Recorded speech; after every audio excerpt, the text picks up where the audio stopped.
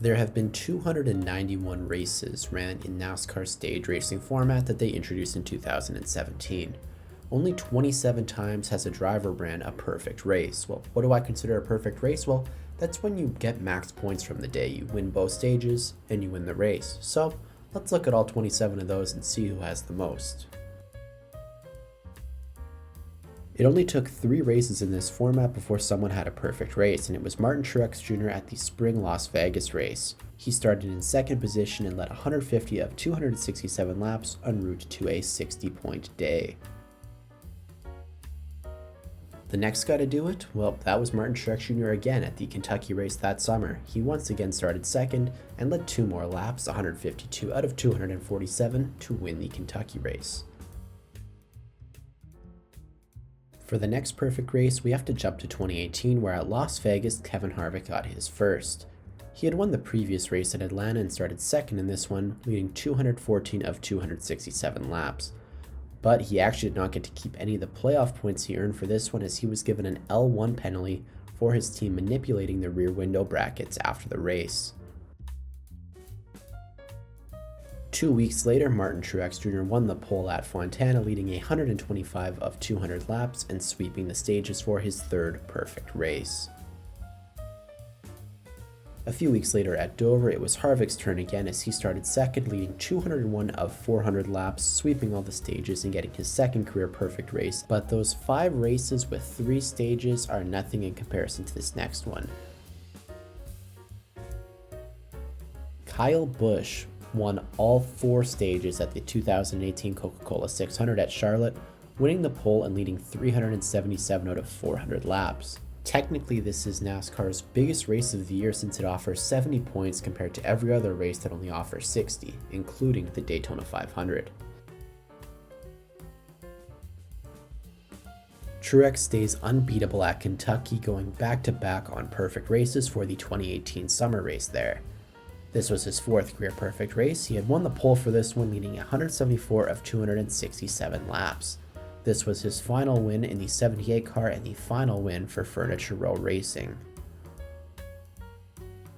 At the second Michigan race that year, Kevin Harvick was the first driver to have a perfect race that didn't start from the front row. He started 3rd for this one. He led 108 of 200 laps en route to his 3rd perfect race. Later that year at Texas, Harvick got his 4th perfect race, starting 3rd and leading 177 of 337 laps, but he got another L1 penalty, losing 40 points for manipulating the rear spoiler. This win did not lock him into the Final Four, even though it was a race in the round of 8. However, he still pointed his way into Homestead that season. To start 2019, Kyle Busch won the race at Phoenix, and then the next week had a perfect race at Fontana. He started 4th, so 1 spot deeper than Harvick, and led 134 of 200 laps for his second and final perfect race. This win did have pretty big significance though, as this was the 200th win of Kyle Busch's NASCAR career, counting his Cup, Xfinity, and Truck races. A few weeks later at Martinsville, Brad Keselowski got his 1 and to date only perfect race. He started 3rd, leading 446 out of 500 laps, an absolute clinic at Martinsville. Moving to that summer at Watkins Glen, Chase Elliott got his first perfect race, and this was actually the first perfect race on a road course, revisiting the track where he got his first win the year before. He won the pole for this race and led 80 of 90 laps. Well, if you thought Keselowski stunk up the show leading 446 laps at the Spring Martinsville race, let me introduce you to the Fall Martinsville race of that year. Martin Truex Jr., getting his 5th perfect race, led 464 out of 500 laps from 3rd starting position. He is the first and only driver to have perfect races with 2 different teams. The 2020 season was pretty weird schedule-wise, and Denny Hamlin got the first perfect race of the season, leading 137 of 267 laps at Homestead. Interesting thing about this one, he started from the pole, but it was from a random draw that they did before they figured out the metric. They were just drawing names out of a hat for who started on the pole. A few weeks later at the Saturday Michigan race, Kevin Harvick got his 5th perfect race. He started third, leading 92 of 161 laps. Now for the Sunday race, he would win stage 2, leading 90 of 156 laps, winning at the same track the very next day. That 2020 schedule was nuts. The Saturday Dover race in 2020 saw Denny Hamlin get his second and final perfect race to date. He started second and led 115 out of 311 laps, but the interesting part about this is the Sunday race the next day, Kevin Harvick got his 6th perfect race, and he started from 17th position after the top 20 was inverted from Saturday's race for the starting order for Sunday. Harvick led 223 out of 311 laps. This was the 6th and final perfect race of Kevin Harvick's career. The first perfect race of 2021 saw Martin Truex Jr. equal Kevin Harvick at 6. He started 4th and led 248 of 293 laps at Darlington for his 6th perfect race.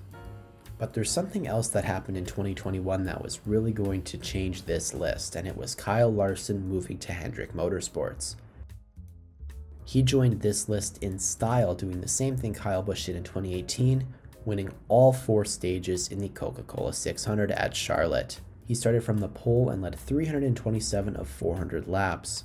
But this race actually has a lot of historical value. This was Hendrick Motorsports' 269th win, breaking the longtime record of 268 that was held by Petty Enterprises. So how long would it take Larson to get his next perfect race? The next week. 2021 Sonoma saw Larson get his second. He won the pole for that race and led 57 of 92. This is the last time that anyone has gotten one on a road course. The first driver to pull this off of the next-gen car was Chase Elliott. He won the pole and led 96 of 260 laps to sweep the stages at Atlanta. To date, this is the one and only perfect race on a drafting-style track. In that year's playoffs at Homestead, Kyle Larson got his 3rd perfect race. He started 5th, which is the deepest anyone has started on qualifying speed and gotten a perfect race. He led 199 of 267 laps. This was a round of 8 playoff race that would have locked Larson into Phoenix, but he had already been eliminated after a disastrous round of 12. William Byron is the 8th and final driver to join this list, and he did it at the Spring Las Vegas race in 2023. He started 2nd and led 176 of 271 laps. Now it's only fitting that Martin Truex Jr.'s final career win came in a perfect race, since he was of course the first driver to do this at Las Vegas back in 2017. He started 2nd and led 254 of 301 laps at New Hampshire. This was his 7th perfect race, breaking the tie with Harvick and putting him at the top of the list. When we returned to Las Vegas that fall, it was another Hendrick car getting a perfect race, this time Kyle Larson getting his 4th career one. He started 2nd and led 133 of 267 laps. This win, of course, locked him into the final 4. The next perfect race was the next time we went back to Las Vegas in spring of 2024, Larson getting his 5th career perfect race. He started 2nd and led 181 of 267 laps. And the last guy to do it, well, of course, it's Kyle Larson. At the 2024 Bristol Night Race, Larson got his 6th perfect race in dominating fashion, leading 462 of 500 laps after starting 2nd. He is, of course, only one perfect race behind Martin Truex Jr. from equaling him at 7. How long do you think it's going to take him to get there? Probably sometime this year. Of the 8 drivers with a perfect race, it is Truex at 7, Harvick and Larson equal at 6, Kyle Busch, Chase Elliott, Denny Hamlin at 2, and Brad Keselowski and William Byron both with 1 apiece. Is there anybody not on this list that surprises you? I mean, for me, you look at a guy like Joey Logano, who's won 3 championships in the stage racing format, and he has not gotten a perfect race. I thought that was really interesting. Leave a comment if there's anyone who jumps out at you. I want to thank this commenter for the video idea here. I have a notepad document full of ideas, and this one was not on there, so I really appreciate it. If you have any video ideas, drop them in the comments below. If you find it interesting, I probably do too, and I'd love to make a video like this about it. Thank you so much for watching. I hope you enjoyed.